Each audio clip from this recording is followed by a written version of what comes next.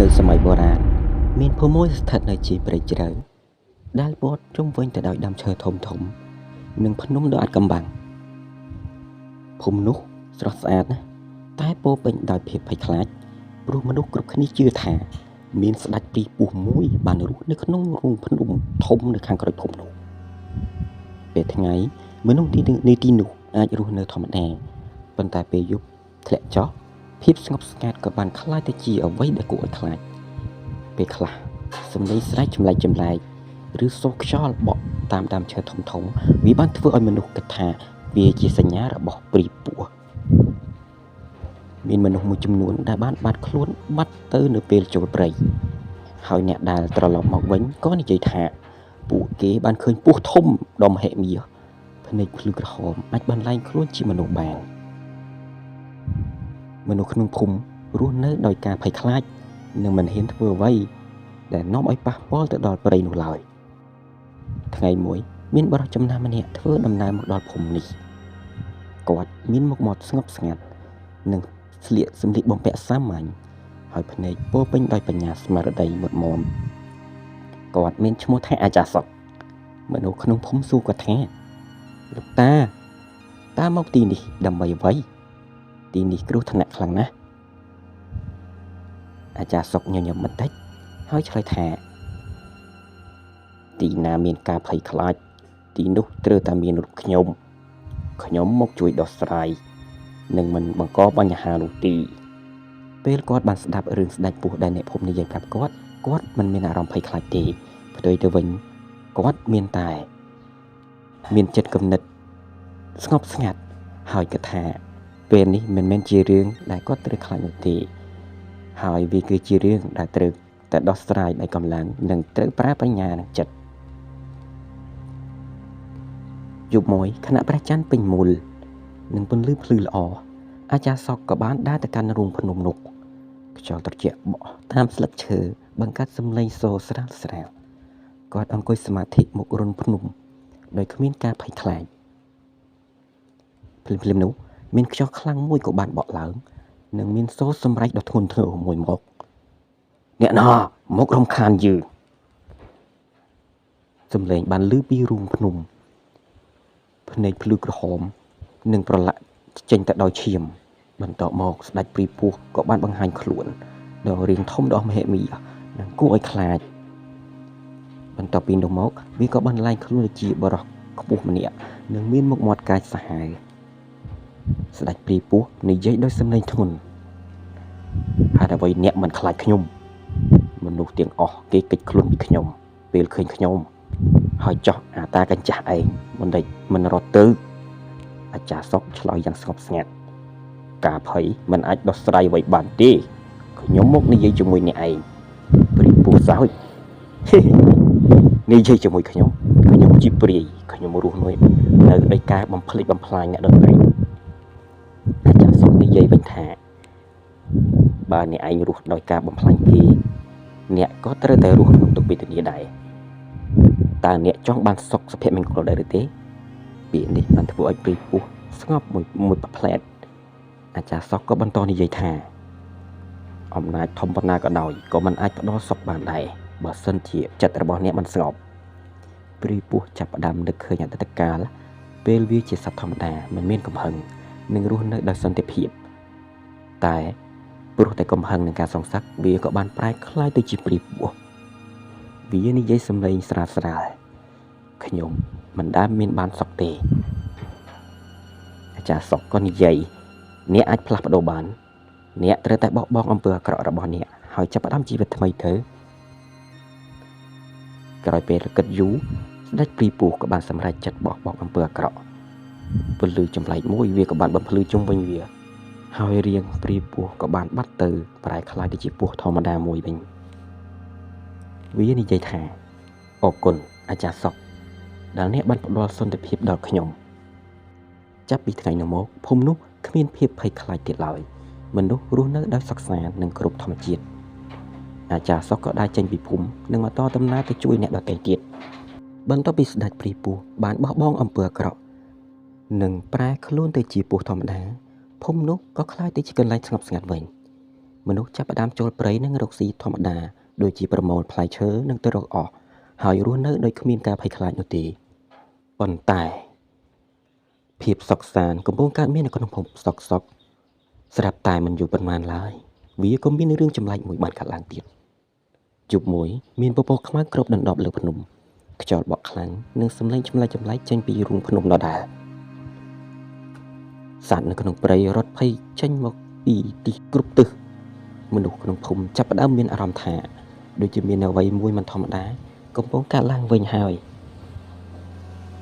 មនុស្សម្នាក់បាននិយាយថាតើព្រីពូនោះបានត្រឡប់មកវិញឬប៉ុន្តែមនុស្សចាស់ក្នុងភូមិម្នាក់ក៏បាននិយាយថាអត់ទេខ្ញុំមានអារម្មណ៍ថាមានអ្វីអាក្រក់ជាងមុនទៀតនោះព្រឹកមួយពស់ធម្មតាដែលធ្លាប់តែជាស្ដេចព្រីពស់វាក៏បានលេចឡើងវិញប៉ុន្តែវាមិនមែនមកក្នុងទម្រង់គួរឲ្យខ្លាចទៀតទេវាមកចិត្តភូមិហើយបង្ហាញខ្លួនដោយស្ងប់ស្ងាត់មនុស្សខ្លះភ័យតែมันអាចធ្វើអ្វីវាបានឡើយវានិយាយដោយសំឡេងស្រាលគ្រោះធំកំពុងកើតឡើងមកហើយមិនមែនមកពីខ្ញុំទេតែអាចនឹងមានអ្វីផ្សេងទៀតនៅក្រោមរូងភ្នំនោះមនុស្សភ្ញាក់ផ្អើលតើអ្វីទៅពស់ក៏ឆ្លើយថាអ្នកក្រោមរូងភ្នំមានអំណាចមួយដែលខ្ញុំធ្លាប់បាត់វាប៉ុន្តែឥឡូវវាកំពុងភ្ញាក់ឡើងវិញហើយដូចជាសំណាងអាចារ្យសុកបានត្រឡប់មកវិញពេលឮដំណឹងនេះ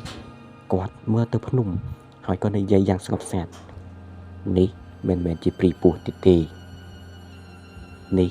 អាចជាអំណាចដែលកើតពីកំហឹងនិងអំពើអាក្រក់ជាច្រើនឆ្នាំនៃវិញ្ញាណណាមួយពស់និយាយថាខ្ញុំធ្លាប់ប្រើអំណាចនោះហើយយកវា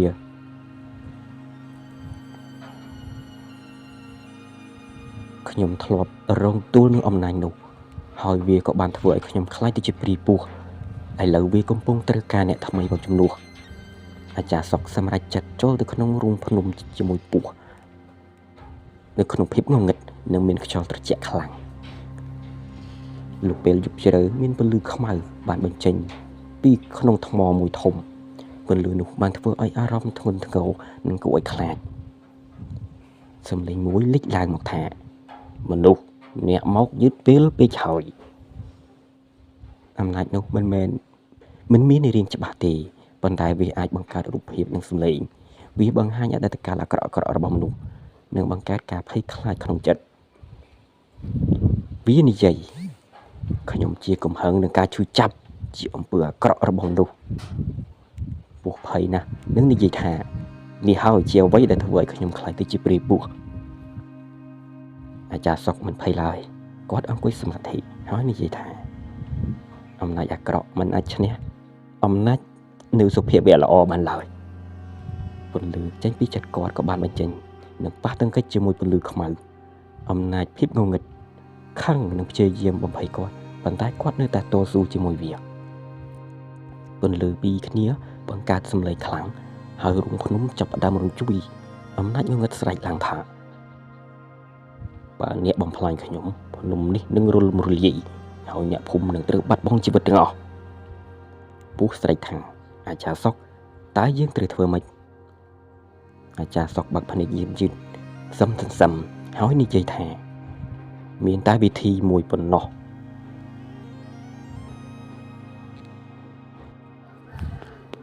នៅក្នុងរូងភ្នំដែលកំពុងរំជួយខ្លាំង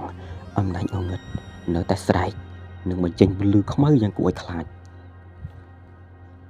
ដីថ្មចាប់ផ្ដើមធ្លាក់ចុះនិងបែកខ្ចាត់ខ្ចាយហើយខ្យល់ត្រជាក់ក៏បានធ្លាក់ចុះមកកាន់តែខ្លាំងឡើងពស់ដែលធ្លាប់តែជាស្ដេចពស់ភ័យខ្លាំងហើយក៏និយាយថាអាចារ្យសុកបើសិនជាយើងបន្តមនុស្សនេះភ្នំនេះនឹងរលំរលាយហើយមនុស្សទាំងអស់នឹងរងគ្រោះថ្នាក់អាចារ្យសុកមើលទៅអំណាចងងឹតដូចភ្នែកស្ងប់ស្ងាត់ហើយនិយាយថាការបំផ្លាញវាមិនមែនជាវិធីតែមួយទេគឺយើងត្រូវតែបំភ្លឺវាទាំងអស់អំណាចងងឹតសោចខ្លាំងបំភ្លឺខ្ញុំកើតពីភាពងងឹតមនុស្សជាអ្នកបង្កើតខ្ញុំអាចារ្យសុកឆ្លើយយ៉ាងស្ងប់ច្បាស់ហើយនោះមានន័យថាអ្នកក៏អាចផ្លាស់ប្ដូរបានដែរពន្លឺពីចិត្តគាត់កាន់តែភ្លឺឡើង វាមិនមែនជាពន្លឺធម្មតាទេតែវាជាពន្លឺមេត្តានិងការយល់ដឹងអំណាចពីចិត្តគាត់កាន់តែភ្លឺឡើងវាមិនមែនជាពន្លឺធម្មតាទេតែវាជាពន្លឺនៃមេត្តានិងការយល់ដឹងអំណាចងងឹតចាប់ផ្ដើមរអើរអួលនិងបង្ហាញរូបភាពអតីតកាលនៃការឈឺចាប់ការបាត់បង់និងការសងសឹករបស់មនុស្សជាច្រើនដែលបានបង្កើតវាឡើងពូមើលឃើញអ្វីដែលកំពុងកើតឡើងហើយយល់ថាវាជាផ្នែកមួយនៃអំណាចនោះផងដែរវានិយាយថាអាចារ្យសុកបើសិនបើខ្ញុំជាផ្នែកមួយនៃវានោះខ្ញុំនឹងត្រូវជួយបញ្ចុះវាអាចារ្យសុកសម្លឹងវាហើយនិយាយតបការលះបង់ដោយចិត្តល្អគឺជាកម្លាំងចិត្តដ៏ធំធេងបំផុតពូដកដង្ហើមជ្រៅហើយវាឡើងទៅចិត្តពន្លឺខ្មៅពន្លឺពីរគឺពន្លឺខ្មៅនិងពន្លឺសចាប់ផ្ដើមរលាយចូលគ្នាអំណាចងងឹតស្រែកខ្លាំងបើអ្នករលាយជាមួយខ្ញុំ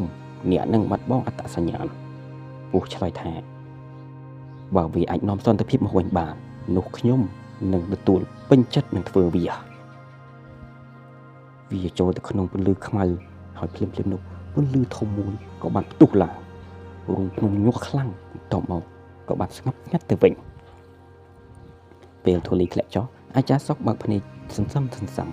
ពន្លឺខ្មៅបានបាត់ទៅហើយនៅសល់តែថ្មស្រស់ស្អាតមួយប៉ុណ្ណោះនៅផ្នែកកណ្ដាលមានពស់តូចមួយពស់សមានសភាពស្ងប់ស្ងាត់គ្មានភាពព្រាយនៅក្នុងទីឡើយ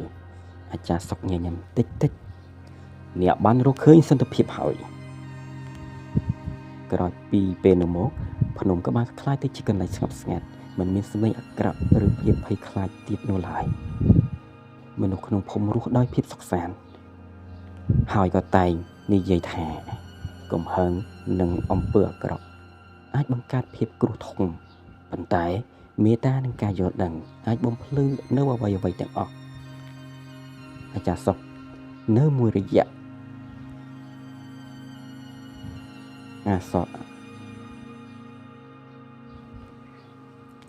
អាចារ្យសុកនៅមួយរយៈបង្រៀនមនុស្សអំពីអាចារ្យសុកបាននៅក្នុងភូមិមួយរយៈហើយបង្រៀនមនុស្សអំពីផ្លូវចិត្តនិងការរស់នៅដោយសេចក្តីល្អបន្ទាប់មកគាត់ក៏ត្រូវចាក់ចែងទៅវិញដូចជាខ្យល់មួយរំពេចសេចក្តីអាក្រក់មិនអាចបញ្ចប់ដោយអំពើអាក្រក់ទេតែវាអាចបំភ្លឺបានដោយចិត្តល្អនិងបញ្ញា